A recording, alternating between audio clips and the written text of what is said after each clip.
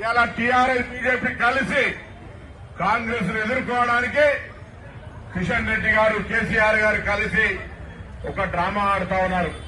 ఒక రాజకీయం చేసే ప్రయత్నం చేస్తా ఉన్నారు.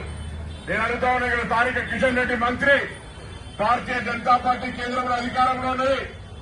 ఈ జూబ్లీహిల్స్ నియోజకవర్గానికి పార్లమెంట్ సభ్యుడిగా కేంద్ర మంత్రిగా ఎన్ని నిధులు తీసుకొచ్చినో చర్చకు సిద్దమని అడుగుతా ఉన్నాం. ఇలా ఎంతసేపు టీఆర్ఎస్ పార్టీ మౌత్ పీస్ గా నేనంటలే ఈ మాట ఈ శాసనసభ్యుడు రాజా సింగ్ చెప్తా ఉన్నాడు. ఇలా మొత్తంగా బీజేపీ నాయకత్వం తీసుకొని టీఆర్ఎస్ కప్పేపిండని, టీఆర్ఎస్ కి ఓటేసినా బీజేపీ చేసినట్టే అని ఈ రోజు ఇద్దరు కూడా కలిసి కాంగ్రెస్ వ్యతిరేకంగా పనిచేసే ప్రయత్నం చేస్తా ఉన్నారు. ప్రజలు ఆలోచన చేయండి.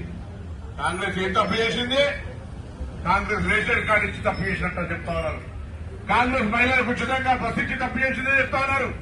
కాంగ్రెస్ సన్నబియ్యం ఇచ్చి తప్పు చేసిందా? ఎందుకు తప్పు చేసిందని అడుగుతా ఉన్నారు. ఇలా ఎందుకు విమర్శ చేస్తా ఉన్నారు? లేకపోతే మా అభ్యర్థిని రౌడీ అంటారు. అసలు మీకు తెలుసుగా జూబ్లీహిల్స్ నియోజకవర్గంలో ఎవరు 10 సంవత్సరాలుగా నియంత్రితంగా ప్రజలను అణిచివేసినా మీకు తెలుసు. అందుకే ఉన్నత విద్యావంతుడు చదువుకున్న యువకుడు నవీన్ యాదవ్ గారిని ఆశీర్వదించి గెలిపించాల్సిందిగా కోరుతూ గతంలో పోటీ చేసిన అజరుద్దీన్ గారు ఇలా మీ ముందుకు వచ్చి ఉన్నారు. అందరం కలిసి గౌరవ ముఖ్యమంత్రి రేవంత్ రెడ్డి గారు కేబినెట్ మొత్తంగా మరి నవీన్ యాదవ్ అండగా ఉంటది. జూబ్లీహిల్స్ అభివృద్ధిని ఆకాంక్షించి ఈ ఉప ఎన్నికల్లో కాంగ్రెస్ ని గెలిపండి.